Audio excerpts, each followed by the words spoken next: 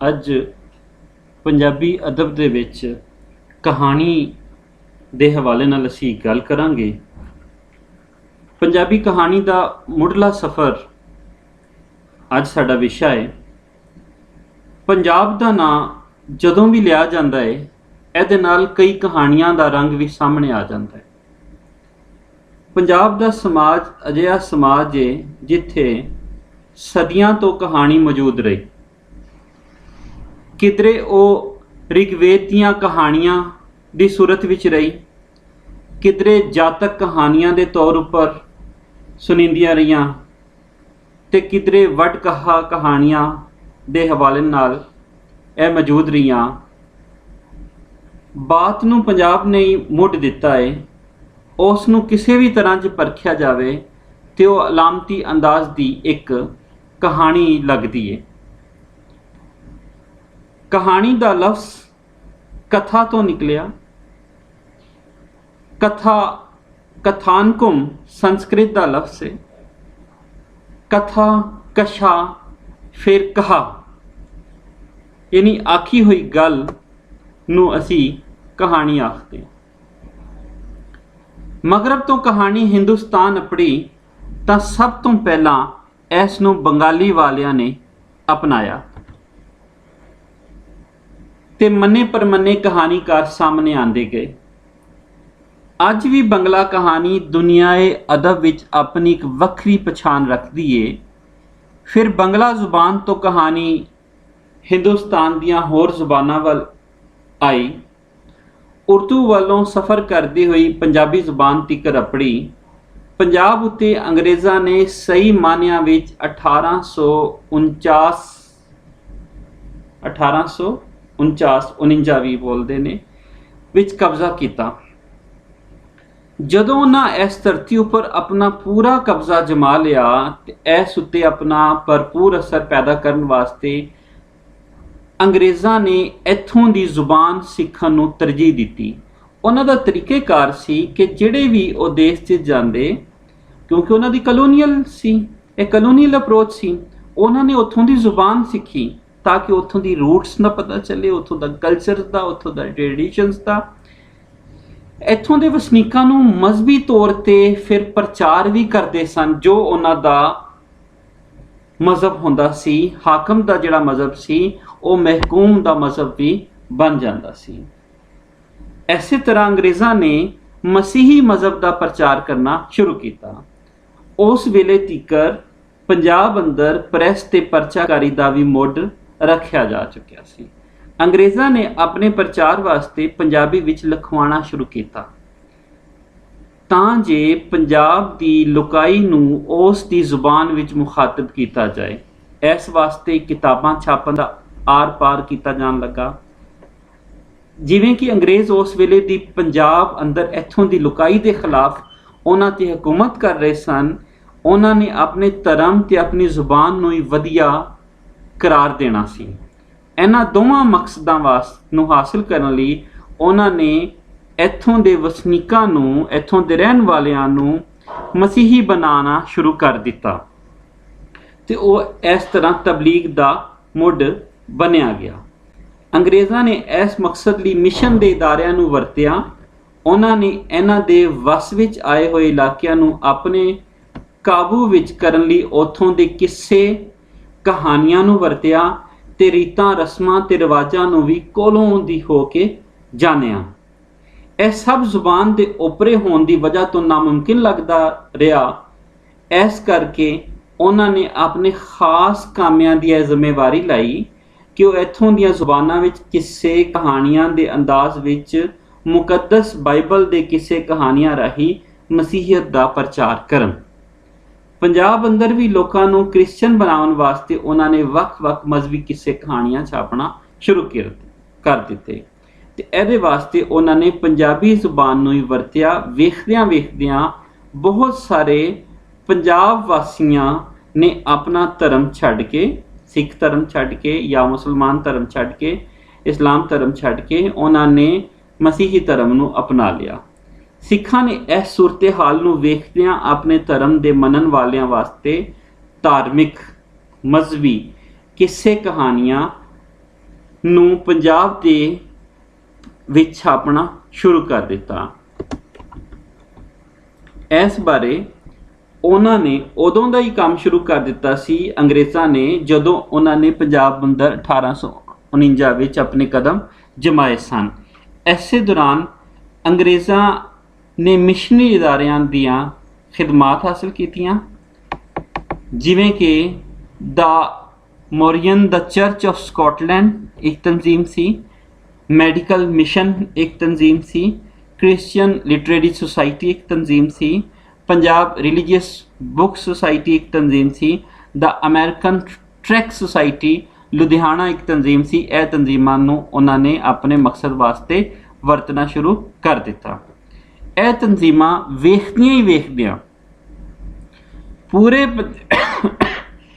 ਪੰਜਾਬ ਵਿੱਚ ਪਿਸਰ ਗਈਆਂ ਤੇ ਆਪਣਾ ਕੰਮ ਛੂਹਣ ਲੱਗੀਆਂ। ਅੰਗਰੇਜ਼ਾਂ ਨੇ ਸਰਕਾਰੀ ਤੌਰ ਉੱਪਰ ਇਹਨਾਂ ਨੂੰ ਗ੍ਰਾਂਟ ਵੀ ਦੇਣਾ ਸ਼ੁਰੂ ਕਰਤੀ, ਤਾਂ ਜੋ ਪੰਜਾਬ ਅੰਦਰ ਮਜ਼ਹਬੀ ਪ੍ਰਚਾਰ ਨੂੰ ਇੱਕ ਪੱਕੀ ਪੀੜ੍ਹੀ ਰਵਾਇਤ ਨਾਲ ਚਲਾਇਆ ਜਾਵੇ। ਇਹ ਰਵਾਇਤ ਬੜੀ ਮੁਫੀਦ ਸਾਬਤ ਹੋਈ, ਬੜੀ ਕਾਰਗਰ ਸਾਬਤ ਹੋਈ। ਇਹਨਾਂ ਤਨਜ਼ੀਮਾਂ ਨੇ ਆਪਣਾ ਕੰਮ ਜਾਰੀ ਰੱਖਿਆ ਤੇ ਬਹੁਤ ਜਲਦ ਪੂਰੇ ਪੰਜਾਬ ਵਿੱਚ ਮਸੀਹੀ ਲੋਕਾਂ ਦੀ ਤਾਦਾਦ ਵਿੱਚ ਵਾਧਾ ਹੁੰਦਾ ਗਿਆ। ਲੁਧਿਆਣਾ ਦੀ ਤਨਜ਼ੀਮ ਦਾ ਅਮਰੀਕਨ ਟਰੈਕਟ ਨੇ ਆਪਣਾ ਲਿਥੋਖਾਨਾ ਛਾਪਾ ਲਗਾ ਕੇ ਕਿਤਾਬਾਂ ਵੀ ਛਾਪਣੀਆਂ ਸ਼ੁਰੂ ਕਰ ਦਿੱਤੀਆਂ ਸਨ। ਇਸ ਸਿਲਸਿਲੇ ਵਿੱਚ ਉਹਨਾਂ ਨੇ ਜਿਹੜੀਆਂ ਕਿਤਾਬਾਂ ਛਾਪੀਆਂ ਉਸ ਬਾਰੇ ਖੋਜ ਕਰਦਿਆਂ ਪਤਾ ਚੱਲਦਾ ਹੈ ਕਿ ਪੰਜਾਬ ਰਿਲੀਜੀਅਸ ਬੁੱਕ ਸੁਸਾਇਟੀ ਨੇ 1877 ਵਿੱਚ ਲੁਧਿਆਣਾ ਮਿਸ਼ਨ ਪ੍ਰੈਸ ਤੋਂ ਬਾਈਬਲ ਦੀਆਂ ਕਹਾਣੀਆਂ ਦੇ ਨਾਂ ਹੇਠਾਂ ਕਈ ਹੋਰ ਚੁਪੱਤਰੇ ਵੀ ਛਪਵਾਏ। ਇਹਨਾਂ ਕਹਾਣੀਆਂ ਰਾਹੀਂ ਉਹਨਾਂ ਨੇ ਆਪਣੇ ਮਜ਼ਹਬੀ ਮਕਾਸਦ ਪੂਰੇ ਕੀਤੇ।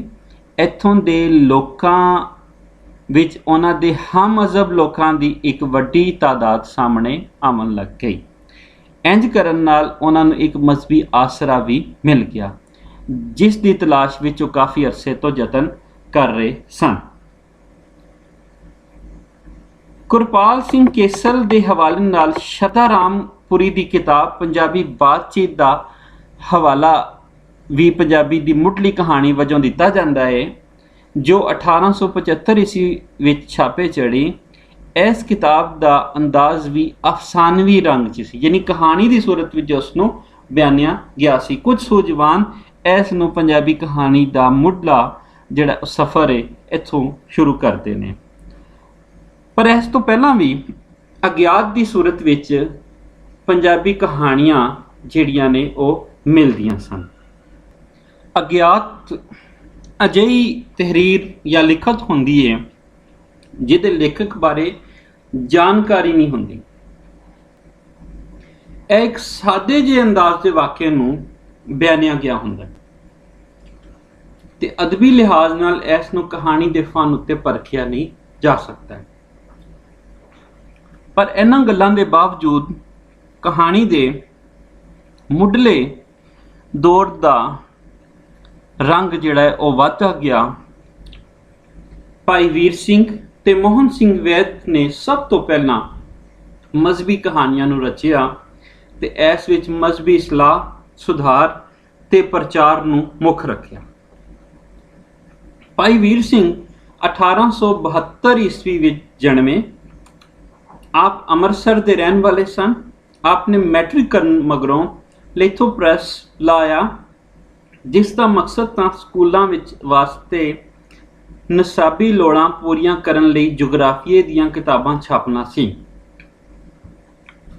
ਪਰ ਆਪ ਨੇ ਸਿੱਖ ਧਰਮ ਦੀ ਸੇਵਾ ਨੂੰ ਆਪਣੀ ਜ਼ਿੰਦਗੀ ਦਾ ਮਿਸ਼ਨ ਮਕਸਦ ਬਣਾ ਲਿਆ, ਜਿਸ ਕਰਕੇ ਆਪ ਦਾ ਧਿਆਨ ਸਮਾਜ ਸੁਧਾਰ ਤੇ ਸੇਵਾ ਵੱਲ ਹੋ ਗਿਆ। ਇਹਨਾਂ ਨੇ ਇੱਕੋ ਹੀ ਮਕਸਦ ਦੇ ਤਹਿਤ ਲਿਖਿਆ ਕਿ ਮਜ਼ਹਬ ਦਾ ਪ੍ਰਚਾਰ ਕੀਤਾ ਜਾਵੇ, ਨਾਲੇ ਸਮਾਜ ਨੂੰ ਠੀਕ ਰੰਗ ਨਾਲ ਰੰਗਿਆ ਜਾਵੇ। 1894 ਵਿੱਚ ਆਪ ਨੇ ਖਾਲਸਾ ਟਰੈਕਟ ਸੁਸਾਇਟੀ ਵੱਲੋਂ ਟਰੈਕਟ, ਮਜ਼ਹਬੀ ਰਸਾਲਾ, ਸ੍ਰੀ ਗੁਰੂ ਨਾਨਕ ਚਮਤਕਾਰ ਵਗੈਰਾ ਛਾਪੇ, ਜੋ ਪੰਜਾਬੀ ਅਦਬੀ ਲਹਿਰ ਦੇ ਵਧਾਅ ਲਈ ਬਹੁਤ ਕਾਰਗਰ ਸਾਬਤ ਹੋਏ। ਇਸ ਦੇ ਨਾਲ ਨਾਲ 5 ਵਰ੍ਹਿਆਂ ਮਗਰੋਂ ਆਪ ਨੇ ਖਾਲਸਾ ਸਮਾਚਾਰ ਵੀ ਸ਼ੁਰੂ ਕੀਤਾ, ਜਿਸ ਦਾ ਮਕਸਦ ਵੀ ਸਿੱਖ ਧਰਮ ਦੀ ਸੇਵਾ ਤੇ ਪੰਜਾਬੀਆਂ ਨੂੰ ਆਪਣੀ ਤਹਿਜ਼ੀਬ ਤੇ ਸਕਾਫਤ ਨਾਲ ਜਾਣਕਾਰੀ ਦੇਣਾ ਸੀ। ਪੰਜਾਬੀ ਜ਼ੁਬਾਨ ਦਾ ਪਹਿਲਾ ਨਾਵਲ ਸੁੰਦਰੀ ਵਿੱਚ ਵੀ ਆਪ ਨੇ ਅਜਿਹੀ ਸਵਾਣੀ ਦੀ ਕਹਾਣੀ ਲਿਖੀ ਜੋ ਹਿੰਦੂ ਧਰਮ ਛੱਡ ਕੇ ਸਿੱਖ ਧਰਮ ਕਬੂਲਦੀ ਏ ਤੇ ਫਿਰ ਉਸ ਦਾ ਬਾਕੀ ਜੀਵਨ ਸਿੱਖਾਂ ਨੂੰ ਮੁਤਾਸਰ ਕਰਦਿਆਂ ਲੰਘਿਆ। ਆਪ ਨੂੰ ਆਪਣੇ ਅਦਬੀ ਕੰਮਾਂ ਤੇ 1955 ਵਿੱਚ ਸਾਹਿਤਿਆ ਅਕਾਦਮੀ ਐਵਾਰਡ ਵੀ ਦਿੱਤਾ ਗਿਆ, ਜੋ ਹਿੰਦੁਸਤਾਨ ਦਾ ਸਭ ਤੋਂ ਵੱਡਾ ਅਦਬੀ ਐਵਾਰਡ ਹੈ। ਅਸੀਂ ਵੇਖਦੇ ਹਾਂ ਕਿ ਪੰਜਾਬੀ ਵਿੱਚ ਛਪਦੇ ਹੋਏ ਟਰੈਕਟ ਜਾਂ ਮਜ਼ਹਬੀ ਰਸਾਲੇ ਵਿੱਚ ਛਪਣ ਵਾਲੀਆਂ ਕਹਾਣੀਆਂ ਨੇ ਆਮ ਲੋਕਾਈ ਨੂੰ ਨਾਲ ਜੋੜ ਲਿਆ ਸੀ। ਜਦੋਂ ਇਹ ਸਭ ਜੋ ਹੋਣ ਲੱਗਾ ਤੇ ਐਵੇਂ ਮਹਿਸੂਸ ਹੋ ਰਿਹਾ ਸੀ ਕਿ ਪੰਜਾਬੀ ਅਦਬ ਨੂੰ ਇੱਕ ਨਵਾਂ ਜੀਵਨ ਮਿਲਣ ਵਾਲਾ ਹੈ। ਮੋਹਨ ਸਿੰਘ ਵੇਦ ਹੋਰਾਂ ਦੂਸਰੇ ਲਿਖਾਰੀ ਨੇ ਜਿਨ੍ਹਾਂ ਨੇ ਇਹਦੇ ਵਿੱਚ ਆਪਣਾ ਭੰਡਾਰ, ਆਪਣਾ ਵੱਡਾ ਹਿੱਸਾ ਪਾਇਆ। ਉਹਨਾਂ ਦਾ ਜਨਮ 1881 ਈਸਵੀ ਨੂੰ ਹੋਇਆ। ਆਪ ਖਾਲਸਾ ਦੀਵਾਨ ਮਾਝਾ ਕਮੇਟੀ ਦੇ ਮੈਂਬਰ ਬਣ ਕੇ ਪੰਜਾਬੀਆਂ ਦੇ ਸੁਧਾਰ ਵਾਸਤੇ ਕੰਮ ਕਰਨ ਵਿੱਚ ਰੁੱਝ ਗਏ। ਇਹ ਉਹ ਵੇਲਾ ਸੀ ਸ਼ਰਾਬ ਦੀ ਲੱਤ ਤੇ ਜ਼ਾਤਾਂ ਦੇ ਵਿੱਚ ਵੰਡੇ ਹੋਏ ਪੰਜਾਬੀਆਂ ਨੂੰ ਹੋਰ ਵੀ ਬਹੁਤ ਸਾਰੀਆਂ ਬੁਰਾਈਆਂ ਤੋਂ ਬਚਾਉਣ ਦੀ ਲੋੜ ਨੂੰ ਮੋਹਨ ਸਿੰਘ ਵੇਦ ਵਰਗੇ ਜੀਆਂ ਨੇ ਮਹਿਸੂਸ ਕੀਤਾ।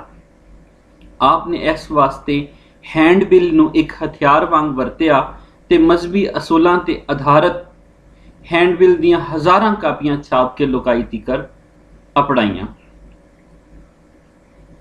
ਇਹਦੇ ਵਿੱਚ ਸ਼ਰਾਬ ਨਾਲ ਹੁੰਦੀ ਤਬਾਹੀ ਦੀ ਗੱਲ ਹੁੰਦੀ, ਮਜ਼ਹਬ ਤੋਂ ਦੂਰੀ ਦੇ ਨੁਕਸਾਨ, ਜ਼ਾਤ ਬਰਾਦਰੀ ਨਾਲ ਹੋਣ ਵਾਲੇ ਝਗੜੇ ਤੇ ਬੇਜੋੜ ਸ਼ਾਦੀਆਂ ਦੀ ਗੱਲਾਂ ਨੂੰ ਬੜੇ ਸਾਦੇ ਅੰਦਾਜ਼ ਨਾਲ ਬਿਆਨਿਆ ਗਿਆ ਸੀ। 1908 ਤੋਂ ਲੈ ਕੇ 1911 ਤੱਕ ਆਪ ਨੇ 43 ਹੈਂਡਬਿਲ ਲਿਖ ਕੇ ਹਜ਼ਾਰਾਂ ਦੀ ਤਾਦਾਦ ਵਿੱਚ ਛਾਪ ਕੇ ਪੰਜਾਬੀਆਂ ਤੀਕਰ ਅਪੜਾਏ ਸਨ। ਪੰਜਾਬੀ ਕਹਾਣੀ ਵਿੱਚ ਟਰੈਕਟ ਦੀ ਅਹਿਮੀਅਤ ਨੂੰ ਕਿਧਰੇ ਵੀ ਨਹੀਂ ਝੁਟਲਾਇਆ ਜਾ ਸਕਦਾ। ਮੋਹਨ ਸਿੰਘ ਵੈਦ ਹੋਰਾਂ ਨੇ 200 ਦੇ ਲਗਭਗ ਟਰੈਕਟ ਲਿਖੇ ਤੇ ਇਸ ਤੋਂ ਵੱਖ ਸਿਹਤ, ਸਿਆਸਤ, ਸਮਾਜ, ਮੁਆਸ਼, ਨਫਸੀਆਤ, ਮਜ਼ਹਬ ਤੇ ਦਵਾਈਆਂ ਬਾਰੇ ਲਿਖਣ ਦੇ ਨਾਲ ਨਾਲ 2 ਡਰਾਮੇ ਰਚਨ ਤੋਂ ਵੱਖ ਵੀ ਬਹੁਤ ਕੁਝ ਲਿਖਿਆ ਹੈ ਤੇ ਪੰਜਾਬੀ ਜ਼ੁਬਾਨ ਦੀ ਇਸ ਤਰ੍ਹਾਂ ਖਿਦਮਤ ਕੀਤੀ ਹੈ। 1928 ਵਿੱਚ ਦੇਵਨਾਗਰੀ ਲਿਪੀ ਵਿੱਚ ਗੁਰੂ ਗ੍ਰੰਥ ਸਾਹਿਬ ਦਾ ਤਰਜਮਾ ਵੀ ਆਪ ਦਾ ਇੱਕ ਵੱਡਾ ਸਲਾਹਨਯੋਗ ਕੰਮ ਹੈ। ਮੋਹਨ ਸਿੰਘ ਵੇਦ ਹੋਰਾਂ ਦੀਆਂ ਇੰਨੀਆਂ ਲਿਖਤਾਂ ਨਾਲ ਜਦੀਦ ਪੰਜਾਬੀ ਨਸਰ ਦਾ ਇੱਕ ਨਵਾਂ ਦੌਰ ਸ਼ੁਰੂ ਹੋ ਗਿਆ ਤੇ ਕਈ ਅਦਬੀ ਲਹਿਰਾਂ ਦਾ ਆਗਾਜ਼ ਵੀ ਹੁੰਦਾ ਵਿਖਾਈ ਦੇਣ ਲੱਗਾ। ਪੰਜਾਬੀ ਵਿੱਚ ਰਚੀਆਂ ਜਾਣ ਵਾਲੀਆਂ ਮੁੱਢਲੀਆਂ ਕਹਾਣੀਆਂ ਵਿੱਚ ਉਹ ਅਦਬੀ ਰੰਗ ਮੌਜੂਦ ਨਹੀਂ ਰਿਹਾ ਜੋ ਬਾਅਦ ਵਿੱਚ ਆਉਣ ਵਾਲੇ ਲਿਖਾਰੀਆਂ ਨੇ ਵਰਤਿਆ, ਕਿਉਂ ਜੀ ਇਹ ਸਭ ਲਿਖਤਾਂ ਕਿਸੇ ਮਕਸਦ ਦੇ ਤਹਿਤ ਲਿਖੀਆਂ ਜਾ ਰਹੀਆਂ ਸਨ ਤੇ ਇਹ ਮਕਸਦ ਇੱਕ ਤਾਂ ਮਜ਼ਹਬੀ ਸੀ ਕਿ ਸਿੱਖ ਧਰਮ ਨੂੰ ਬਚਾਉਣ ਲਈ ਸਿੱਖਾਂ ਨੂੰ ਦੂਜਿਆਂ ਮਜ਼ਹਬ ਵੱਲ ਜਾਵਣ ਤੋਂ ਰੋਕਿਆ ਜਾਵੇ, ਦੂਜਾ ਸਮਾਜ ਨੂੰ ਉਹਨਾਂ ਬੁਰਾਈਆਂ ਤੋਂ ਰੋਕਣਾ ਸੀ ਜੋ ਇੱਥੇ ਵੱਧ ਰਹੀਆਂ ਸਨ, ਜਿਹਦੇ ਵਿੱਚੋਂ ਸ਼ਰਾਬ ਪੀਣ ਨਾਲ ਹੋਣ ਵਾਲੀਆਂ ਖਰਾਬੀਆਂ ਤੇ ਬੇਜੋੜ ਸ਼ਾਦੀਆਂ ਨਾਲ ਸਮਾਜ ਵਿੱਚ ਬੇਚੈਨੀ ਵੱਧ ਰਹੀ ਸੀ। ਸਾਧੂ ਸੁੰਦਰ ਸਿੰਘ ਹੋਰਾਂ ਦੀਆਂ ਕਹਾਣੀਆਂ ਨੂੰ ਵੀ ਟਰੈਕਟ ਵਾਂਗੂ ਛਪਵਾਇਆ ਗਿਆ। ਇਹ ਸਾਧੂ ਸੁੰਦਰ ਸਿੰਘ ਹੋਰੀ ਐਸੇ ਨਾਂ ਤੋਂ ਹੀ ਮਸ਼ਹੂਰ ਰਹੇ, ਭਾਵੇਂ ਉਹਨਾਂ ਨੇ ਆਪਣਾ ਮਜ਼ਹਬ ਤਿਆਗ ਕੇ ਮਸੀਹਤ ਨੂੰ ਕਬੂਲ ਕਰ ਲਿਆ ਸੀ ਤੇ ਲਾਹੌਰ ਦੇ ਐਂਗਲੀਕਨ ਕਾਲਜ ਵਿੱਚ ਬਪਤਿਸਮਾ ਲਿਆ। ਪੰਜਾਬੀ ਕਹਾਣੀ ਵਿੱਚ ਬਾਈਬਲ ਮੁਕੱਦਸ ਤੋਂ ਛਪੀਆਂ ਇਹ ਕਹਾਣੀਆਂ ਦਾ ਵੀ ਇੱਕ ਆਪਣਾ ਕਿਰਦਾਰ ਰਿਹਾ ਹੈ। ਬਾਈਬਲ ਦੀਆਂ ਮੂਰਤਾਂ ਸਰਨਾਮੇ ਉੱਤੇ ਕਹਾਣੀਆਂ ਵੀ ਛਾਪੇ ਚੜੀਆਂ, ਜਿਸ ਬਾਰੇ ਡਾਕਟਰ ਗੁਰਚਰਨ ਸਿੰਘ ਅਰਸ਼ੀ ਐਵੇਂ ਕਹਿੰਦੇ ਨੇ ਕਿ ਉਸ ਰਚਨਾ ਵਿਚਲੀਆਂ ਕਹਾਣੀਆਂ ਦੀ ਕੁੱਲ ਗਿਣਤੀ 4 ਸੀ। ਅੰਗਰੇਜ਼ਾਂ ਦੇ ਤਾਕਤ ਵਿੱਚ ਹੋਣ ਕਾਰਨ ਉਹਨਾਂ ਨੇ ਆਪਣਾ ਧਰਮ ਨੂੰ ਵਧਾਉਣ ਲਈ ਯਤਨ ਤਾਂ ਹੀ ਕਰਨਾ ਹੀ ਸੀ, ਕਿਉਂ ਜੇ ਇਕਦਾਰ ਵਿੱਚ ਹੋਣ ਵਾਲਿਆਂ ਨੇ ਆਪਣੇ ਮਜ਼ਹਬ ਦੇ ਪ੍ਰਚਾਰ ਨਾਲ ਵੀ ਆਪਣੀ ਹਾਕਮੀਅਤ ਦਾ ਅਹਿਸਾਸ ਦੁੱਗਣਾ ਹੋ ਜਾਂਦਾ ਹੈ। ਇਹਦੇ ਵਾਸਤੇ ਇੱਥੇ ਆਉਣ ਵਾਲੀਆਂ ਸਭ ਹਾਕਮਾਂ ਨੇ ਇੰਝ ਹੀ ਕੀਤਾ ਤੇ ਫਿਰ ਅੰਗਰੇਜ਼ ਕਿਵੇਂ ਪਿੱਛੇ ਰਹਿ ਸਕਦਾ ਸੀ। ਇਸ ਮਕਸਦ ਨੂੰ ਪੂਰਾ ਕਰਨ ਲਈ ਅੰਗਰੇਜ਼ਾਂ ਨੇ ਇੱਥੋਂ ਦੀਆਂ ਜ਼ੁਬਾਨਾਂ ਤੇ ਅਦਬ ਉੱਤੇ ਆਪਣਾ ਚੋਖਾ ਅਸਰ ਪਾਇਆ। ਜਦੋਂ ਮਸੀਹਤ ਦਾ ਪ੍ਰਚਾਰ ਹੋ ਰਿਹਾ ਸੀ ਤਾਂ ਦੂਜੇ ਮਜ਼ਹਬਾਂ ਦੇ ਆਗੂਆਂ ਨੇ ਵੀ ਇਸ ਘਾਟ ਨੂੰ ਮਹਿਸੂਸ ਕੀਤਾ ਕਿ ਇੱਥੋਂ ਦੇ ਵਸਨੀਕ ਲੋਕਾਈ ਦੀ ਬੋਲੀ ਵਿੱਚ ਮਜ਼ਹਬੀ ਪ੍ਰਚਾਰ ਨੂੰ ਅਗਾਂਹ ਚਲਾਇਆ ਜਾਵੇ ਤੇ 1873 ਵਿੱਚ ਸਿੰਘ ਸਭਾ ਬਣਾਈ ਗਈ, ਜਿਸ ਨੇ ਸਭ ਤੋਂ ਵੱਧ ਪੰਜਾਬੀ ਅਦਬ ਉੱਤੇ ਆਪਣਾ ਅਸਰ ਛੱਡਿਆ। ਇਹ ਸਿੰਘ ਸਭਾ ਦਾ ਬਣਾਉਣਾ ਇਸ ਲਈ ਵੀ ਜ਼ਰੂਰੀ ਸੀ ਕਿ ਸਿੱਖਾਂ ਨੂੰ ਮਸੀਹੀ ਬਣਾਉਣ ਤੋਂ ਰੋਕਿਆ ਜਾਵੇ। ਮਹਾਰਾਜਾ ਦਲੀਪ ਸਿੰਘ ਨੇ ਜਦੋਂ ਆਪਣਾ ਮਜ਼ਹਬ ਬਦਲਿਆ ਤਾਂ ਤੜਾਤੜ ਸਿੱਖਾਂ ਨੇ ਵੀ ਆਪਣਾ ਮਜ਼ਹਬ ਬਦਲਣਾ ਸ਼ੁਰੂ ਕਰ ਦਿੱਤਾ। ਐਸੇ ਸੂਰਤ ਹਾਲ ਨੂੰ ਵੇਖਦਿਆਂ ਹੋਇਆਂ ਕੁਝ ਸਿੱਖਾਂ ਦੇ ਆਗੂਆਂ ਨੇ ਸਿਰ ਜੋੜਿਆ ਤੇ ਸਿੰਘ ਸਭਾ ਬਣਾਈ। ਇਹ ਸਿੰਘ ਸਭਾ ਤੇ ਖਾਲਸਾ ਦੀਵਾਨ ਵੇਖਦਿਆਂ ਪੂਰੇ ਪੰਜਾਬ ਵਿੱਚ ਫੈਲ ਗਏ ਤੇ 1902 ਤੱਕ ਇਹਨਾਂ ਦੀ ਤਾਦਾਦ 150 ਹੋ ਗਈ।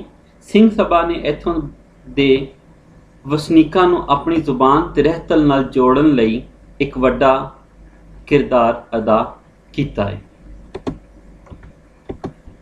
ਜੋ ਅੰਗਰੇਜ਼ ਸਰਕਾਰ ਨੂੰ ਵਾਰਾ ਨਹੀਂ ਸੀ ਖਾਂਦਾ, ਕਿਉਂਕਿ ਉਹ ਆਪਣੇ ਤੋਂ ਵੱਧ ਸਿਆਣਾ ਕਿਸੇ ਹੋਰ ਨੂੰ ਮੰਨਣ ਲਈ ਤਿਆਰ ਨਹੀਂ ਸਨ ਤੇ ਆਪਣੇ ਮਜ਼ਹਬ ਦੇ ਪ੍ਰਚਾਰ ਦੀ ਆੜ ਵਿੱਚ ਉਹ ਆਪਣੇ ਬਰਤਰ ਤੇ ਇੱਥੋਂ ਦੇ ਵਸਨੀਕਾਂ ਦਾ ਕਮਤਰ ਹੋਣ ਦਾ ਸੁਨੇਹਾ ਵੀ ਲੁਕਾਈ ਅਪੜਾ ਰਹੇ ਸਨ।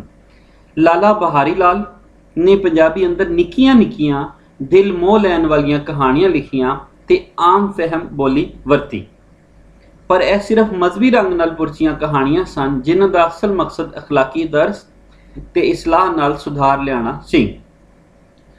ਭਾਈ ਪ੍ਰੇਮ ਸਿੰਘ ਨੇ ਪੁਰਾਣੀਆਂ ਕਹਾਣੀਆਂ ਲੈ ਕੇ ਉਸ ਨੂੰ ਆਪਣੇ ਅਸਲੂਬ ਨਾਲ ਪੇਸ਼ ਕੀਤਾ। ਉਹਨਾਂ ਨੇ ਬੁੱਧੀ ਬਹਾਰ ਦੇ ਨਾਂ ਤੇ ਪਰਾਗੇ ਨੂੰ 1905 ਵਿੱਚ ਛਾਪੇ ਚਾੜਿਆ ਤੇ ਬਾਅਦ ਵਿੱਚ ਜਿਸ ਨਾਲ ਪੰਜਾਬੀ ਕਹਾਣੀ ਨੂੰ ਨਵੇਂ ਅਸਲੂਬ ਤੋਂ ਵੀ ਜਾਣੂ ਕਰਾਇਆ ਗਿਆ। ਇਹਦੇ ਵਿੱਚ ਜੀਵਨ ਦੇ ਕਈ ਰੰਗ ਤੇ ਪੱਖ ਵੀ ਵਿਖਾਏ ਗਏ ਨੇ ਜੋ ਜੀਵਨ ਦੀ ਆਸ ਜਗਾਉਂਦੇ ਨਜ਼ਰ ਆਉਂਦੇ ਨੇ। ਇਸ ਤੋਂ ਵੱਖ ਪੁਰਾਣੀਆਂ ਗ੍ਰੰਥਾਂ ਵਿੱਚੋਂ ਤਰਜਮਾ ਕਰਕੇ ਕਈ ਜਲਦਾਂ ਵਿੱਚ ਸਾਹਮਣੇ ਲਿਆਂਦਾ ਗਿਆ। ਇਹਨਾਂ ਕਹਾਣੀਆਂ ਵਿੱਚ ਪੰਜਾਬੀ ਤੇ ਉਰਦੂ ਦਾ ਮਿਲਾਪ ਵੇਖਿਆ ਜਾ ਸਕਦਾ ਹੈ। ਇੱਥੇ ਇੱਕ ਗੱਲ ਹੋਰ ਜ਼ਿਕਰਯੋਗ ਹੈ, ਉਹ ਇਹ ਕਿ ਇਸ ਜ਼ਮਾਨੇ ਤੱਕ ਪੰਜਾਬੀ ਵਿੱਚ ਤਰਜਮਾ ਕਰਨ ਦਾ ਮੁੱਢਲਾ ਦੌਰ ਸ਼ੁਰੂ ਹੋ ਗਿਆ ਸੀ, ਜਿਸ ਨਾਲ ਯੂਰਪੀ ਕਹਾਣੀਕਾਰਾਂ ਦੀਆਂ ਲਿਖਤਾਂ ਤੋਂ ਬਹੁਤ ਕੁਝ ਸਿੱਖਣ ਦਾ ਢੱਬ ਮਿਲਿਆ। ਇਸ ਤਰਜਮੇ ਦੇ ਕਾਰਨ ਨਵਿਆਂ ਰੰਗਾਂ ਨਾਲ ਰੰਗਾਰੰਗੀ ਪੈਦਾ ਹੋਣਾ ਸ਼ੁਰੂ ਹੋ ਗਈ, ਨਾਲੇ ਤਕਨੀਕੀ ਲਿਹਾਜ਼ ਨਾਲ ਵੀ ਬਿਹਤਰੀ ਦੀ ਗੁੰਜਾਇਸ਼ ਵਧਣ ਲੱਗੀ। ਇੰਜ ਪੰਜਾਬੀ ਕਹਾਣੀਕਾਰਾਂ ਨੂੰ ਤਕਨੀਕੀ ਤੇ ਫਨੀ ਲਿਹਾਜ਼ ਨਾਲ ਬਹੁਤ ਕੁਝ ਨਵਾਂ ਕਰਨ ਦਾ ਮੌਕਾ ਮਿਲਿਆ। ਉਂਝ ਤਾਂ ਪੰਜਾਬੀ ਕਹਾਣੀ ਲਿਖਣ ਵਾਲਿਆਂ ਵਿੱਚ ਲਾਲ ਸਿੰਘ ਕਮਲਾ ਅਕਾਲੀ ਦਾ ਨਾਂ ਵੀ ਸਭ ਤੋਂ ਪਹਿਲਾਂ ਲਿਆ ਜਾਂਦਾ ਹੈ, ਜਿਨ੍ਹਾਂ ਨੇ 1911 ਈਸਵੀ ਵਿੱਚ ਲਿਖਣਾ ਸ਼ੁਰੂ ਕਰ ਦਿੱਤਾ ਸੀ। ਐਸੇ ਦੇ ਨਾਲ 2 ਵਰ੍ਹਿਆਂ ਤੋਂ ਬਾਅਦ ਮਗਰਬੀ ਤਾਲੀਮ ਹਾਸਿਲ ਕਰਕੇ ਆਉਣ ਵਾਲੇ ਗੁਰਬਖਸ਼ ਸਿੰਘ ਨੇ ਵੀ ਪੰਜਾਬੀ ਵਿੱਚ ਕਹਾਣੀਆਂ ਰਚਨਾ ਸ਼ੁਰੂ ਕਰ ਦਿੱਤੀਆਂ। ਲਾਲ ਸਿੰਘ ਕਮਲਾ ਅਕਾਲੀ ਦੇ ਨਾਂ ਤੋਂ ਉਹਨਾਂ ਦੀ ਕਹਾਣੀ 1921 ਵਿੱਚ ਅਕਾਲੀ ਰੋਜ਼ਵਾਰ ਅਖਬਾਰ ਦੇ ਵਿੱਚ ਇੱਕ ਅਕਾਲੀ ਦਲ ਵੱਲੋਂ ਛਪਦੇ ਅਖਬਾਰ ਦੇ ਵਿੱਚ ਇਹ ਉਹਨਾਂ ਦੀ ਕਹਾਣੀ ਛਪੀ, ਜਿਹੜੀ ਅਜੇ ਤੀਕਰ ਇੰਡੀਆ ਤੇ ਪਾਕਿਸਤਾਨ ਦੇ ਖੋਜਕਾਰਾਂ ਨੂੰ ਨਹੀਂ ਲੱਭੀ। ਪਰ ਇਹਦੇ ਬਾਰੇ ਹਰ ਲਿਖਾਰੀ ਜਾਂ ਖੋਜਕਾਰ ਨੇ ਜ਼ਿਕਰ ਜ਼ਰੂਰ ਕੀਤਾ ਹੈ ਕਿ ਕਮਲਾ ਅਕਾਲੀ ਉਹਨਾਂ ਦੀ ਪਹਿਲੀ ਕਹਾਣੀ ਸੀ। ਲਾਲ ਸਿੰਘ ਉਹਨਾਂ ਦਾ ਨਾਂ ਸੀ ਤੇ ਲਾਲ ਸਿੰਘ ਦੇ ਨਾਂ ਦੇ ਨਾਲ ਕਮਲਾ ਅਕਾਲੀ ਉਹਨਾਂ ਦੀ ਕਹਾਣੀ ਦੀ ਸ਼ੋਹਰਤ ਉਹਦੇ ਨਾਂ ਦਾ ਹਿੱਸਾ ਹੀ ਬਣ ਗਈ। ਇਸ ਤੋਂ ਵੱਖ ਉਹਨਾਂ ਦੀ ਇੱਕ ਹੋਰ ਕਹਾਣੀ ਸਰਬ ਲੋਹ ਦੀ ਵੋਟੀ ਵੀ ਜਿਹੜੀ ਹੈ ਉਹ ਛਪੀ ਹੋਈ ਹੈ। ਲਾਲ ਸਿੰਘ ਹੋਰਾਂ ਦਾ ਤਾਲੁਕ ਜ਼ਿਲ੍ਹਾ ਲੁਧਿਆਣਾ ਤੋਂ ਸੀ। ਆਪ ਨੇ BSc ਤੇ LLB ਕੀਤਾ।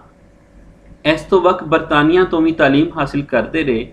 ਆਪ ਨੇ ਅਕਾਲੀ ਲਹਿਰ ਵਿੱਚ ਸ਼ਮੂਲੀਅਤ ਅਖਤਿਆਰ ਕਰ ਲਈ ਤੇ ਉਹਨਾਂ ਦੀਆਂ ਲਿਖੀਆਂ ਕਹਾਣੀਆਂ ਉੱਥੇ ਹੀ ਛਪਦੀਆਂ ਰਹੀਆਂ, ਜਿਨ੍ਹਾਂ ਵਿੱਚੋਂ ਸਰਬ ਲੋਹ ਦੀ ਵੋਟੀ ਤੇ ਕਮਲਾ ਅਕਾਲੀ ਬਹੁਤੀਆਂ ਜ਼ਿਕਰਯੋਗ ਨੇ।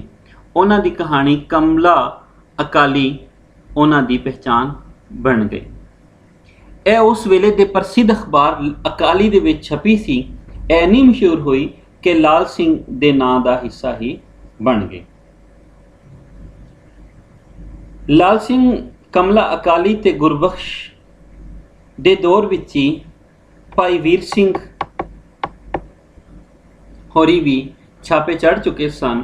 ਗੁਰਬਖਸ਼ ਸਿੰਘ ਹੋਰਾਂ ਨੇ ਆਪਣਾ ਚੋਖਾ ਵੇਲਾ ਅਮਰੀਕਾ ਵਿੱਚ ਗੁਜ਼ਾਰਿਆ ਤੇ ਉਸ ਦੀ ਤਹਿਜ਼ੀਬ, ਉਸ ਮੁਲਕ ਦੀ ਤਹਿਜ਼ੀਬ ਤੇ ਸਕਾਫਤ ਦੀ ਵੀ ਚੰਗੀ ਜਾਣਕਾਰੀ ਰੱਖਦੇ ਸਨ। ਉਹਨਾਂ ਨੇ ਪੰਜਾਬੀ ਕਹਾਣੀ ਵਿੱਚ ਚੰਗੇ ਤਜਰਬੇ ਕੀਤੇ, ਇਸ ਨੂੰ ਨਵੇਂ ਰੰਗ ਦੇਣ ਲਈ ਵੀ ਯਤਨ ਕੀਤਾ। ਉਹਨਾਂ ਨੇ ਪੰਜਾਬੀ ਕਹਾਣੀ ਨੂੰ ਅਗਾਂਹ ਵਧਾਉਣ ਵਾਸਤੇ ਪ੍ਰੀਤ ਲੜੀ ਦੇ ਨਾਂ ਤੋਂ ਇੱਕ ਰਸਾਲਾ ਕੱਢਣਾ ਸ਼ੁਰੂ ਕਰ ਦਿੱਤਾ। ਉਹਨਾਂ ਦੇ 3 ਕਹਾਣੀ ਪੁਰਾਕੇ ਮੋਹਨ ਸਿੰਘ ਵੈਦ ਹੋਰਾਂ ਨੇ ਵੀ ਪੰਜਾਬੀ ਕਹਾਣੀ ਨੂੰ ਮਾਨ ਤਾਣ ਬਖਸ਼ਿਆ। ਉਹਨਾਂ ਦੇ 3 ਕਹਾਣੀ ਪੁਰਾਕੇ ਹੀਰੇ ਦੀਆਂ ਕਣੀਆਂ, ਰੰਗ ਬਰੰਗੇ ਫੁੱਲ ਤੇ ਕਿਸਮਤ ਦਾ ਚੱਕਰ ਜਿਹੜੇ ਉਹ ਛਾਪੇ ਚੜੇ। ਗੁਰਬਖਸ਼ ਸਿੰਘ ਹੋਰਾਂ ਨੇ ਵੀ ਪ੍ਰੀਤ ਲੜੀ ਜਾਰੀ ਕੀਤਾ। ਉਹਨਾਂ ਨੇ ਆਪਣੀ ਕਹਾਣੀ ਪ੍ਰੀਤਮਾ ਜੋ 1913 ਵਿੱਚ ਲਿਖੀ ਸੀ ਤੇ ਉਸ ਨੂੰ 1933 ਵਿੱਚ ਛਪਵਾਇਆ। ਇਸ ਦਾ ਜ਼ਿਕਰ ਉਹਨਾਂ ਨੇ ਪ੍ਰੀਤ ਕਹਾਣੀਆਂ ਦੀ ਭੂਮਿਕਾ ਦਿਬਾਚੇ ਵਿੱਚ ਕੀਤਾ ਹੈ ਕਿ 1913 ਵਿੱਚ ਕਹਾਣੀ ਲਿਖ ਕੇ ਉਹਨਾਂ ਨੇ ਕਿਸੇ ਸਵਾਣੀ ਨੂੰ ਪੜ੍ਹਾ ਦਿੱਤੀ, ਪਰ ਉਸ ਨੇ ਛਪਵਾਈ ਉਹਨਾਂ ਨੇ 1933 ਦੇ ਵਿੱਚ। ਪ੍ਰੀਤਮ ਦਾ ਕਹਾਣੀ ਪਰਾਗਾ ਫੁੱਲਾਂ ਦੀ ਸੈਰ 1954 ਵਿੱਚ, ਅਬੇ ਸਿੰਘ ਦਾ ਚੰਬੇ ਦੀਆਂ ਕਲੀਆਂ 1925 ਵਿੱਚ, ਰਾਵਲਪਿੰਡੀ ਵਾਸਤੇ ਗੁਰਮੁਖ ਸਿੰਘ ਚਿਤਰਤ ਦਾ ਪੁਸ਼ਪ ਪਟਾਰੀ 1931 ਦੇ ਵਿੱਚ ਜਿਹੜਾ ਉਹ ਛਾਪੇ ਚੜੇ। ਫੜੇ ਸਿੰਘ ਦਾ ਕਹਾਣੀਆਂ ਦਾ ਪਰਾਗਾ ਆਨੰਦ ਪ੍ਰਵਾਹ ਤੋਂ ਵੱਖ 1972 ਵਿੱਚ ਚਰਨ ਸਿੰਘ ਸ਼ਹੀਦ ਦਾ ਹੱਸਦੇ ਹੰਝੂ 1933 ਵਿੱਚ ਸਾਹਮਣੇ ਆਏ ਸਨ। ਚਰਨ ਸਿੰਘ ਸ਼ਹੀਦ ਹੋਰੀ ਪਟਿਆਲਾ ਰਿਆਸਤ ਦੇ ਪਬਲਿਸ਼ਿੰਗ ਆਫਿਸਰ ਵਜੋਂ ਵੀ ਕੰਮ ਕਰਦੇ ਰਹੇ। ਉਹਨਾਂ ਨੇ ਸ਼ਹੀਦ ਤੇ ਮੋਜੀ ਦੇ ਨਾਂ ਨਾਲ ਪੰਜਾਬੀ ਪਰਚੇ ਵੀ ਕੱਢੇ ਤੇ ਪੰਜਾਬੀ ਅਦਬ ਦੀ ਸੇਵਾ ਕੀਤੀ। ਇਸ ਵੇਲੇ ਤੀਕਰ ਕਾਫੀ ਕਹਾਣੀ ਪਰਾਕੇ ਸਾਹਮਣੇ ਆ ਚੁੱਕੇ ਸਨ ਤਾਂ ਉਸ ਵੇਲੇ ਦੀ ਡੀਲਟ ਦੀ ਡਿਗਰੀ ਵਾਸਤੇ ਪੰਜਾਬੀ ਅਦਬ ਦੇ ਤਾਰੀਖ ਤੇ ਉਨਵਾਨ ਤੇ ਮਕਾਲਾ ਲਿਖਦੇ ਹੋਏ ਮੋਹਨ ਸਿੰਘ ਦੀਵਾਨਾ ਨੇ ਸਿਰਫ ਅਜ਼ਹਰ ਹੈਦਰ ਦਾ ਨਾਂ ਹੀ ਪੰਜਾਬੀ ਕਹਾਣੀਕਾਰ ਦੇ ਹਵਾਲੇ ਨਾਲ ਲਿਖਿਆ ਹੈ, ਜਦ ਕਿ ਉਸ ਵੇਲੇ ਕਈ ਕਹਾਣੀਕਾਰ ਤੇ ਕਈ ਕਹਾਣੀ ਪਰਾਗੇ ਵੀ ਸਾਹਮਣੇ ਆ ਚੁੱਕੇ ਸਨ। ਹੀਰਾ ਸਿੰਘ ਹਮਦਰਦ ਦਾ ਰਸਾਲਾ ਫਲਵਾੜੀ 1924 ਵਿੱਚ ਛਾਇਆ ਹੋਣਾ ਸ਼ੁਰੂ ਹੋ ਗਿਆ। ਹੀਰਾ ਸਿੰਘ ਹਮਦਰਦ ਹੋਰੀ ਪਿੰਡ ਕੰਗਰੂਟ, ਜ਼ਿਲ੍ਹਾ ਰਾਵਲਪਿੰਡੀ ਤੋਂ ਹੀ ਤਾਲੁਕ ਰੱਖਦੇ ਸਨ। ਇਹ ਆਪ ਵੀ ਕਹਾਣੀਕਾਰ ਸਨ, ਇਸ ਲਈ ਫਲਵਾੜੀ ਨੇ ਕਹਾਣੀ ਦੇ ਵਧਾ ਵਿੱਚ ਆਪਣਾ ਕਿਰਦਾਰ ਅਦਾ ਕਰਨਾ ਸ਼ੁਰੂ ਕਰ ਦਿੱਤਾ ਤੇ ਪੰਜਾਬੀ ਕਹਾਣੀ ਨੂੰ ਸੱਤੇ ਖੈਰਾਂ ਹੋਣ ਲੱਗ ਪਈ।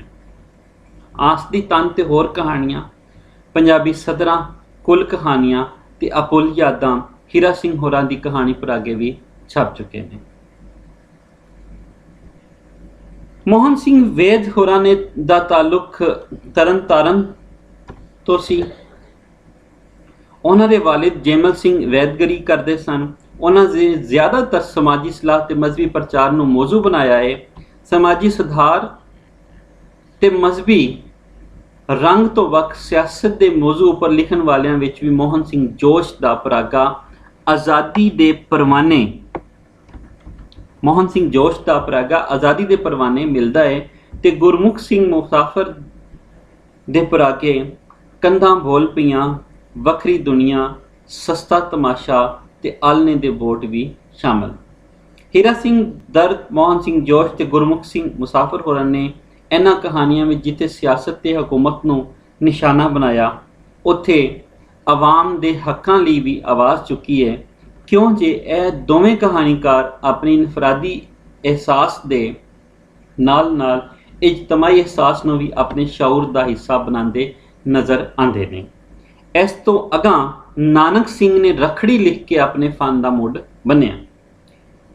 ਉਹਨਾਂ ਨੇ 5 ਕਹਾਣੀ ਪਰਾਗੇ ਹੋਰ ਲਿਖੇ, ਤਸਵੀਰਾਂ ਦੇ ਦੋਵੇਂ ਪਾਸੇ, ਕਹਾਣੀਆਂ ਦੇ ਪਰਾਗੇ ਨੂੰ ਤਰਜਮਾਇਆ ਵੀ, ਜਿਸ ਨਾਲ ਪੰਜਾਬੀ ਕਹਾਣੀ ਵਿੱਚ ਨਵਾਂ ਲਹੂ ਸ਼ਾਮਲ ਹੋ ਗਿਆ ਤੇ ਦੂਜੀਆਂ ਜ਼ੁਬਾਨਾਂ ਦੀਆਂ ਕਹਾਣੀਆਂ ਵੀ ਇੱਧਰ ਆਉਣਾ ਸ਼ੁਰੂ ਹੋ ਗਿਆ। ਜੋਸ਼ਵਾ ਫਜ਼ਲਦੀਨ ਹੋਰਾਂ ਦਾ ਤਾਲੁਕ ਲੈਲਪੁਰ, ਜਿਹਨੂੰ ਅੱਜ ਕੱਲ੍ਹ ਫੈਸਲਾਬਾਦ ਆਖਿਆ ਜਾਂਦਾ ਹੈ, ਦੇ ਨਾਲ ਹੈ, ਪਰ ਉਹਨਾਂ ਨੇ ਆਪਣੀ ਲੰਮੀ ਹਯਾਤੀ ਲਾਹੌਰ ਹੀ ਬਿਤਾਈ। 1929 ਵਿੱਚ ਜਦੋਂ ਉਹਨਾਂ ਨੇ ਪੰਜਾਬੀ ਦਰਬਾਰ ਨਾਂ ਦਾ ਰਸਾਲਾ ਸ਼ਾਇਆ ਕਰਨਾ ਸ਼ੁਰੂ ਕੀਤਾ ਤਾਂ ਨਵੇਂ ਪੰਜਾਬੀ ਕਹਾਣੀ ਲਿਖਣ ਵਾਲੇ ਕਹਾਣੀਕਾਰ ਇਹਦੇ ਨਾਲ ਸ਼ਾਮਲ ਹੁੰਦੇ ਗਏ, ਜਿਹਦੇ ਨਾਲ ਨਵੇਂ ਲੇਖਾਂ ਦੇ ਨਾਲ ਜੁੜਨਾ ਕਿਸੇ ਖਾਸ ਕਾਰਨ ਇਹ ਹੋਣਾ ਸੀ। ਇੱਕ ਤਾਂ ਬਹੁਤ ਵੱਡੀ ਵਜ੍ਹਾ ਇਹ ਵੀ ਸੀ ਕਿ ਜੋਸ਼ਵਾ ਫਜ਼ਲਦੀਨ ਹੋਰੀ ਆਪ ਪੰਜਾਬੀ ਦੇ ਕਹਾਣੀਕਾਰ ਸਨ ਤੇ ਉਹ ਕਹਾਣੀ ਨੂੰ ਹੋਰ ਅਗਾਂਹ ਵਧਾਉਣਾ ਚਾਹੁੰਦੇ ਸਨ। ਜੋਸ਼ਵਾ ਫਜ਼ਲਦੀਨ ਹੋਰਾਂ ਦਾ ਕਹਾਣੀ ਪਰਾਗਾ ਇਖਲਾਕੀ ਕਹਾਣੀਆਂ ਛਪ ਕੇ ਸਾਹਮਣੇ ਆਇਆ ਤੇ ਮੁਆਸ਼ਰਤੀ ਮਸਾਇਲ ਨੂੰ ਵੀ ਕਹਾਣੀ ਦਾ ਮੌਜੂ ਦਾ ਮਜ਼ਮੂਨ ਬਣਾਇਆ ਜਾਣ ਲੱਗ ਗਿਆ। ਇਸ ਮਜਮੂਏ ਵਿੱਚ ਕੁੱਲ 31 ਕਹਾਣੀਆਂ ਸ਼ਾਮਲ ਕੀਤੀਆਂ ਗਈਆਂ ਨੇ। ਲਿਖਾਰੀ ਨੇ ਸਮਾਜ ਸੁਧਾਰ ਦੇ ਨਾਲ ਨਾਲ ਅਖਲਾਕੀਆਤ ਤੇ ਬਹੁਤ ਜ਼ੋਰ ਦਿੱਤਾ। ਇਸ ਦੇ ਨਾਲ ਨਾਲ ਉਹਨਾਂ ਨੇ ਅੰਗਰੇਜ਼ੀ ਤੋਂ ਪੰਜਾਬੀ ਵਿੱਚ ਤਰਜਮੇ ਦਾ ਕੰਮ ਸ਼ੁਰੂ ਕੀਤਾ ਤੇ ਆਪਣੀਆਂ ਕੁਝ ਕਹਾਣੀਆਂ ਨੂੰ ਦਾ ਤਰਜਮਾ ਅੰਗਰੇਜ਼ੀ ਵਿੱਚ ਵੀ ਕੀਤਾ। ਜੋਸ਼ਵਾ ਫਜ਼ਲਦੀਨ ਹੋਰਾਂ ਦਾ ਵੱਡਾ ਕੰਮ ਕਿ ਉਹਨਾਂ ਨੇ ਅੰਜੀਲ ਮੁਕੱਦਸ ਦਾ ਪੰਜਾਬੀ ਵਿੱਚ ਤਰਜਮਾ ਵੀ ਕੀਤਾ। ਸੰਤੋਖ ਸਿੰਘ ਧੀਰ ਦੀਆਂ ਕਹਾਣੀਆਂ ਮੁਆਸ਼ਰਤੀ ਨਾਹਮਵਾਰੀਆਂ ਨੂੰ ਬਿਆਨ ਕਰਦੀਆਂ ਨੇ। ਇਸ ਤੋਂ ਪਹਿਲੇ ਜੋਸ਼ਵਾ ਫਜ਼ਲਦੀਨ ਹੋਰਾਂ ਦਾ 2 ਨਾਵਲਾਂ ਦਾ ਵੀ ਜ਼ਿਕਰ, ਇੱਕ ਉਹਨਾਂ ਦਾ ਨਾਵਲ ਬਰਕਤੇ ਤੇ ਮੁੰਡੇ ਦਾ ਮੁੱਲ, 2 ਨਾਵਲ ਜਿਹੜੇ ਉਹਨਾਂ ਨੇ ਲਿਖੇ ਉਹ ਵੀ ਪੰਜਾਬੀ ਫਿਕਸ਼ਨ ਦੇ ਵਿੱਚ ਇੱਕ ਵੱਡਾ ਨਾਮ ਰੱਖਦੇ ਨੇ। ਸੰਤੋਖ ਸਿੰਘ ਧੀਰ ਦੀਆਂ ਕਹਾਣੀਆਂ ਮੁਆਸ਼ਰਤੀ ਨਾਹਮਵਾਰੀ ਨੂੰ ਬਿਆਨ ਕਰਦੀਆਂ ਨੇ। ਸਵੇਰ ਹੋਣ ਤੀਕਰ ਪਰਾਗੇ ਵਿੱਚ ਇਹ ਕਹਾਣੀਆਂ ਰਲ ਗਈਆਂ ਤੇ ਇਸ ਤੋਂ ਅਗਲੇ ਵਰੇ ਨੌਰੰਗ ਸਿੰਘ ਨੇ ਰੋਮਾਨੀ ਕਹਾਣੀਆਂ ਲਿਖੀਆਂ। 1941 ਵਿੱਚ ਕਰਤਾਰ ਸਿੰਘ ਦੁੱਗਲ ਦੇ ਕਈ ਪਰਾਗੇ ਆਏ ਤੇ 1942 ਵਿੱਚ 8 ਕਹਾਣੀਕਾਰਾਂ ਦੇ ਪਰਾਗੇ ਆਏ। ਇਹਨਾਂ ਕਹਾਣੀਕਾਰਾਂ ਵਿੱਚੋਂ ਜੀਤ ਸਿੰਘ ਸੀਤਲ, JS ਸ਼ਾਦ, ਅਮਰਜੀਤ ਕੌਰ, ਹਰਨਾਮ ਸਿੰਘ, ਗੰਗਾ ਸਿੰਘ, ਗੁਰਨਾਮ ਸਿੰਘ ਤੇ ਸੁਭਾਨ ਸਿੰਘ ਦੇ ਨਾਂ ਸ਼ਾਮਿਲ ਨੇ। ਇਹਨਾਂ ਸਭਨਾਂ ਨੇ ਆਪਣੇ ਆਲੇ ਦੁਆਲੇ ਖਿਲਰੇ ਸਮਾਜ ਨੂੰ ਮੌਜੂ ਬਣਾਇਆ ਤੇ ਆਪਣੇ ਸਮਾਜ ਦੀ ਹਾਲਤ ਉੱਤੇ ਬਹੁਤ ਵਧੀਆ ਲਿਖਿਆ। ਇਹਨਾਂ ਸਭਨਾਂ ਤੋਂ ਵੱਖ ਇੱਕ ਹੋਰ ਲੇਖਕਾਂ ਸਨ ਜਿਨ੍ਹਾਂ ਦੀਆਂ ਕਹਾਣੀਆਂ ਦੀ ਧੁੰਮ ਹਰ ਪਾਸੇ ਪੈ ਰਹੀ ਸੀ ਤੇ ਉਹਨਾਂ ਨੇ ਜਜ਼ਬਿਆਂ ਨੂੰ ਜਿਵੇਂ ਬਿਆਨਿਆ ਉਸ ਦਾ ਕੋਈ ਜਵਾਬ ਨਹੀਂ ਰਿਹਾ। ਇਹ ਹੀ ਉਹਨਾਂ ਦੀ ਕਹਾਣੀਆਂ ਦੀ ਪਛਾਣ ਬਣ ਗਿਆ ਹੈ। ਉਹਨਾਂ ਦਾ ਨਾਂ ਸੀ ਅਮਰਤਾ ਪ੍ਰੀਤਮ। ਅਮਰਤਾ ਪ੍ਰੀਤਮ ਦੀ ਕਹਾਣੀ ਬਹੁਤ ਜਾਨਦਾਰ ਕਹਾਣੀ ਰਹੀ। ਉਹਨਾਂ ਨੇ ਸਵਾਣੀ ਦੇ ਅੰਦਰ ਦੇ ਜਜ਼ਬਾਤੀ ਤੇ ਨਫਸਿਆਤੀ ਕਹਾਣੀ ਸੁਣਾਉਣ ਵਾਲੇ ਕਹਾਣੀਕਾਰਾਂ ਦੇ ਤੌਰ ਤੇ ਆਪਣੀ ਵੱਖਰੀ ਪਛਾਣ ਬਣਾ ਲਈ। ਵੰਡ ਤੋਂ ਪਹਿਲਾਂ ਉਹਨਾਂ ਦੇ ਕਹਾਣੀ ਪਰਾਗੇ ਕੁੰਜੀਆਂ ਤੇ 26 ਵਰੇ ਬਾਅਦ ਇੱਕੋ ਹੀ ਵਰੇ 1943 ਵਿੱਚ ਤੇ ਨੇੜੇ ਤੇੜੇ 1946 ਵਿੱਚ ਛਪੇ। ਨੇੜੇ ਤੇੜੇ ਉਹਨਾਂ ਦਾ ਕਹਾਣੀ ਦੇ ਪਰਾਗਿਆਂ ਦਾ ਸਰਨਾਮਾ। ਅਮਰਤਾ ਪ੍ਰੀਤਮ ਨੇ ਸਮਾਜ ਵਿੱਚ ਮੌਜੂਦ ਔਰਤ ਦੇ ਕਿਰਦਾਰ ਨੂੰ ਕਹਾਣੀਆਂ ਦਾ ਮੌਜੂ ਬਣਾਇਆ, ਜਦ ਕਿ ਨਾਨਕ ਸਿੰਘ ਮੁਆਸ਼ਰੇ ਦੇ ਨਵੇਂ ਪੈਦਾ ਹੋਏ ਮਸਲਿਆਂ ਦੀ ਜਾਣ ਪਛਾਣ ਕਰਾਂਦਾ ਹੈ। ਅਸੀਂ ਅਮਰਤਾ ਦੇ ਵੰਡ ਤੋਂ ਪਹਿਲੇ ਦੇ ਹਵਾਲੇ ਨਾਲ ਗੱਲ ਕਰ ਰਹੇ ਹਾਂ। ਕਹਾਣੀ ਦੇ ਵੰਡ ਤੇ ਬਾਅਦ ਦੀ ਗੱਲ ਜਿਹੜੀ ਹੈ ਉਹ ਅੱਗੇ ਜਾ ਕੇ ਹੋਏਗੀ। ਇਸ ਤੋਂ ਅਗਲੇ ਵਰੇ ਮਹਿੰਦਰ ਸਿੰਘ ਸਰਨਾ ਦਾ ਸ਼ਗਨਾ ਭਰੀ ਸਵੇਰ, ਮੋਹਨ ਸਿੰਘ ਦਾ ਪਰਾਂਦੀ ਤੇ ਸੰਤ ਸਿੰਘ ਸੇਖੋਂ ਦਾ ਸਮਾਚਾਰ ਸਾਹਮਣੇ ਆਇਆ। 1945 ਵਿੱਚ ਅਮਰ ਸਿੰਘ ਨੇ ਆਪਣੇ ਮਜ਼ਹਬ ਦੇ ਪ੍ਰਚਾਰ ਕਰਦਿਆਂ ਹੋਇਆਂ ਆਖਰੀ ਪੇਸ਼ਵਾ ਲਿਖਿਆ। ਕਲਵੰਤ ਸਿੰਘ ਵੀ ਵੰਡ ਤੋਂ ਪਹਿਲੇ ਦਾ ਇੱਕ ਮੰਨਿਆ ਹੋਇਆ ਲਿਖਾਰੀ ਹੈ ਜੋ ਜ਼ਿਲ੍ਹਾ ਸ਼ੇਖੂਪੁਰਾ ਦੇ ਵਸਨੀਕ ਸਨ। ਉਹਨਾਂ ਦਾ ਕਹਾਣੀ ਪਰਾਗਾ ਤੋੜੀ ਦੀ ਪੰਡ ਵੀ ਛਪ ਚੁੱਕਿਆ, ਜਿਹਦੇ ਵਿੱਚ ਪੇਂਡੂ ਹਯਾਤੀ, ਪੇਂਡੂ ਜੀਵਨ ਤੇ ਪੇਂਡੂ ਵਸੇਬ ਦੀਆਂ ਤਸਵੀਰਾਂ ਲੈ ਕੇ ਆਇਆ। ਇਹ ਉਹ ਕਹਾਣੀਆਂ ਨੇ ਜੋ ਵਸੇਬ ਤੋਂ ਬਾਹਰ ਨਹੀਂ ਨਿਕਲਦੀਆਂ ਨੇ। ਇਸ ਤੋਂ ਵਕਤ ਛਾਹ ਵੇਲਾ ਦੀਆਂ ਕਹਾਣੀਆਂ ਵੀ ਫਨੀ ਲਿਹਾਜ਼ ਨਾਲ ਕਮਾਲ ਦੀਆਂ ਨੇ। ਵੰਡ ਤੋਂ ਬਾਅਦ ਪੰਜਾਬੀ ਕਹਾਣੀ ਲਿਖਣ ਵਾਲਿਆਂ ਦੀ ਵੱਡੀ ਖੇਪ ਚੜ੍ਹਦੇ ਪੰਜਾਬ ਟੁਰ ਗਈ, ਜਿਸ ਕਰਕੇ ਇੱਧਰਲੇ ਪੰਜਾਬ ਵਿੱਚ ਇੱਕ ਅਜਿਹਾ ਪਾੜ ਪੈ ਗਿਆ ਜਿਸ ਨੂੰ ਪੂਰਨ ਲੱਗਿਆਂ ਲੰਮਾ ਚਿਰ ਲੱਗਣਾ ਸੀ। ਅਸੀਂ ਪੰਜਾਬੀ ਕਹਾਣੀ ਦੇ ਮੁੱਢ ਦੇ ਹਵਾਲੇ ਨਾਲ ਗੱਲ ਕੀਤੀ। 1947 ਤੋਂ ਬਾਅਦ ਪੰਜਾਬੀ ਕਹਾਣੀ ਕਿਹੜੇ ਪੜਾਵਾਂ ਵਿੱਚ ਟੁਰਦੀ ਰਹੀ, ਇਹਦਾ ਅਸੀਂ ਅਗਲੀ ਕਿਸ਼ਤ ਦੇ ਵਿੱਚ ਗੱਲਬਾਤ ਕਰਾਂਗੇ।